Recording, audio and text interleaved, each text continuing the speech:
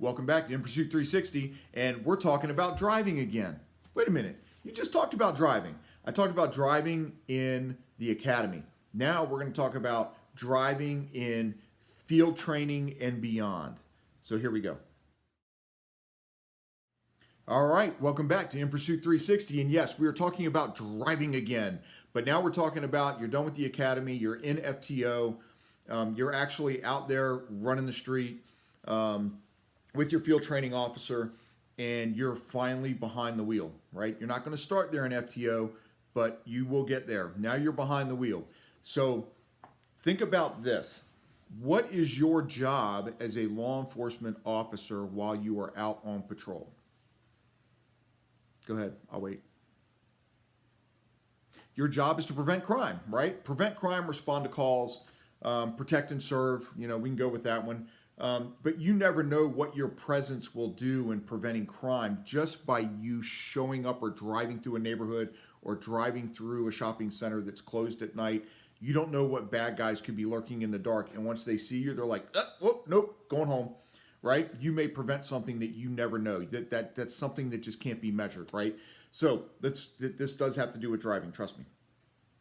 As an example, one time in band camp, one of my favorite lines, one time in band camp, when I was in FTO status, when I was working for the sheriff's office, I got switched out to another FTO. My FTO was off or whatever, and I got put with this other guy. So we leave out of the office, and I'm driving down Route 1. Speed limit's 55 in part of it, and then all of a sudden it drops to 45, and it drops to 35, and I'm coming up to the major intersection, and I slowly come to a complete stop at a safe distance from the car in front of me, and the FTO guy looks over at me and goes, "I have to say, you are an excellent driver." I said, "Thank you." He says, "Man, you stayed in the lines. I was watching. You're like right on the speed limit, it looked really good to the public around watching and stuff like that. Excellent operation of the vehicle." I'm like, "Thank you. I felt really good. Yeah, man, I can drive." He goes, "About a half mile back, did you see the guy that was sitting on the porch of his house?" "No." "How about the three people that were over there hanging out in the yard?" "No."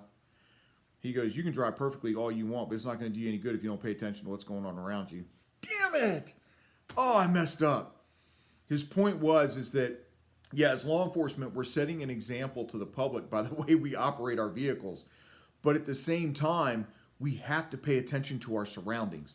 So as you're operating that vehicle safely, around the speed limit, 2, 3, 4, 5 miles over, you're not going to get a complaint on that, right? Unless you're in a neighborhood. Now, if you're in a neighborhood and you're going too fast, they're going to complain on you.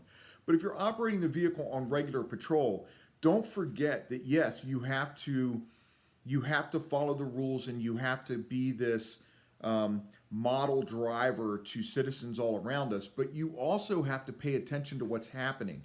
If you're not scanning not just traffic, but scanning the business, scanning a house, scanning the neighborhood, watching the kids over there on the basketball court and taking a look, is there anything illegal going on over there? You need to be paying attention to these things, because this is how we are proactive in what we do. It's one thing to be reactive, responding to calls. It's another thing to be proactive, where you're going out of your way to try to find something to prevent or to stop or to catch, right? So as you're driving in FTO status, yes, you want to be mindful of your speed. Are you near the speed limit? You don't want to go too fast. You don't want to go too slow either, but you want to be mindful of your surroundings. What else are we doing while we're operating that vehicle in FTO status? We're paying attention to our surroundings. We're looking at the other vehicles around us. Where are the violations? How about dead tags? How about a tag that looks funny hanging on one screw on the back of a car? Sometimes, not always, sometimes that could be a sign of a stolen vehicle. They just took another license plate and screwed it on there real quick, and the damn thing started to fall, right? There are things that you can look for. Expired inspection stickers, cracked windshields, license plate lights out. These all sound petty, but they're all reasons to stop cars and do investigations to see if you can find something bigger, right? So these are all things that you're looking for and doing while operating this police car in your field training program. Don't get so stuck into the idea of, okay, I'm driving and I have to be perfect because the public is watching me all the time. You'll probably start off that way, but I'm telling you, be careful, relax, pay attention, look at your surroundings. Nothing says, remember, when you're driving anyway, you're supposed to be constantly looking around. But now you need to add in the idea you're not just looking for other traffic and planning ahead, but you're also watching your surroundings. You're trying to look out for any crimes that are in progress or could about to occur or whatever. Sometimes if you see a group of people hanging out somewhere, just because you pull in the parking lot, they'll all of a sudden, they'll just disperse. They may have been getting ready to do something bad. And then all of a sudden, here you come because you saw them and you decided to pull in. Now they're off doing something else or they've gone somewhere else, right? So you never know what you prevent, but you're not going to prevent anything if the only thing you're concerned about is maintaining your speed limit and a proper stopping distance with the car in front of you. These are all important things, but remember, I'm telling you, pay attention to your surroundings. Now, let's talk about driving code. Lights and siren. Woo, woo, woo, right? I finally get to haul butt and it's legal. You got to follow the rules. You've got to understand if you crash before you get to a call, you're no good to anybody. You're absolutely no good to anybody. If you've got your foot through that firewall just because you can, and you see a yellow light and it's getting ready to turn to that red and you call it pink and you just bust through that intersection, you got a chance of dying or killing somebody else. You need to slow down. You do nobody any good if you don't get there. I used to love it. There was a juvenile court judge, Judge Ellis, who anytime he got a young person in his courtroom for speeding, he made them do math. He'd say, okay, you're doing 65 in a 45. You're 20 miles over the speed limit. So you're traveling 20 miles per hour over the speed limit, but you're only traveling 5 miles to a friend's house. How long would it take you to get there if you did the speed limit? And then how long would it take you to get there at 20 miles an hour more? And he'd say it would take, and then I don't know, whatever. He would do the math. He already had the math figured out when he asked the question anyway. But he's like, you would save exactly 15.37 seconds because the distance is so small, right? So the same thing goes for us as law enforcement and responding to these emergency calls. If it would take at normal drive time, it would take you 5 minutes to get there, and the speed limit's 45 miles an hour. Well, now you're driving 65, 70, maybe 75, depending on traffic lights and stuff like that, is probably pretty reasonable to get there, and you'll save maybe a minute or two. But let's say you bump it up to 100. You're only going to shave off another minute, and then you increase the chances of wrecking.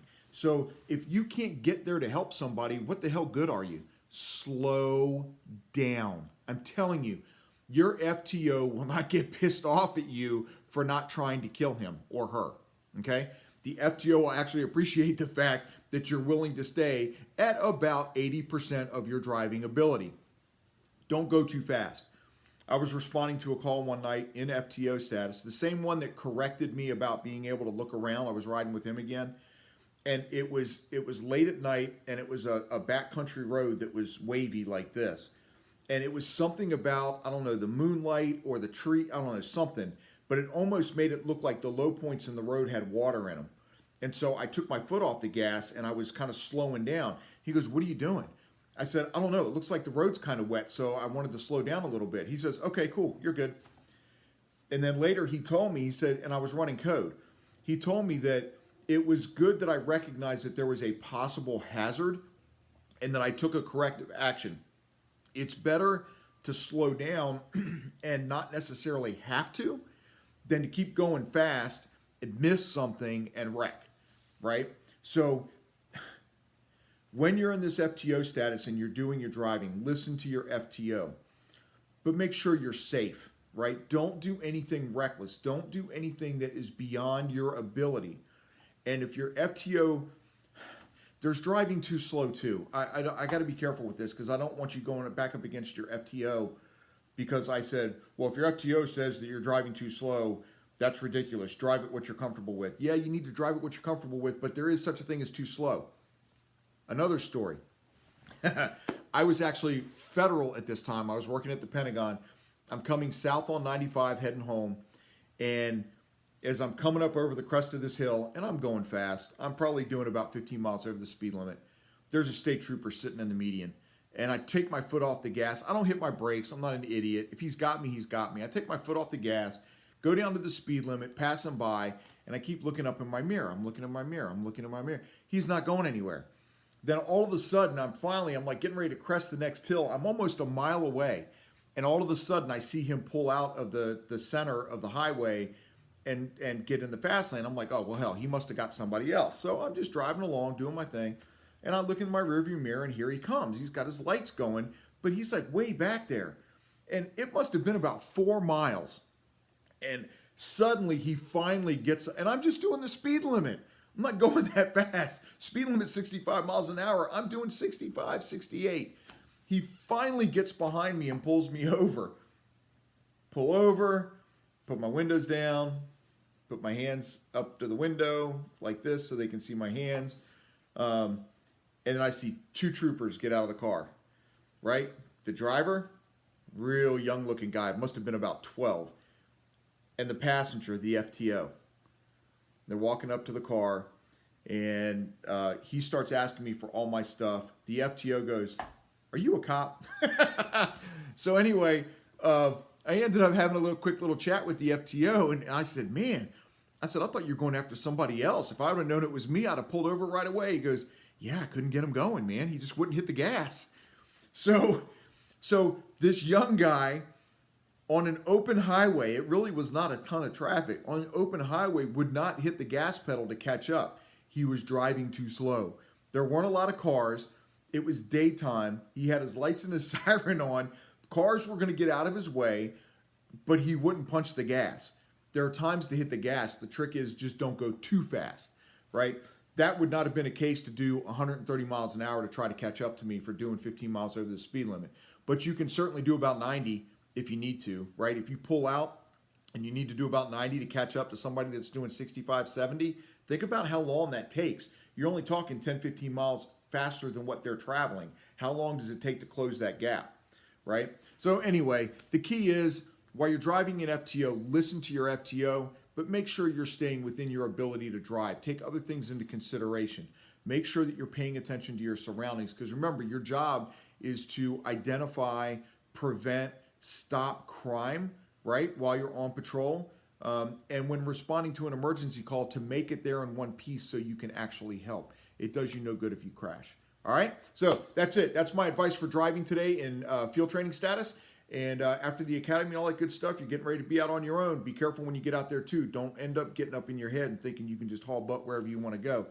I got more stories on that, like where I almost crashed into a wall, but I'll tell you that one later. All right, so hey, if you're liking the channel, hit that subscribe button down below. Make sure to hit that thumbs up for me. Bell notification lets you know when the next video is coming out. And I will see you next time on In Pursuit 360. Be safe out there.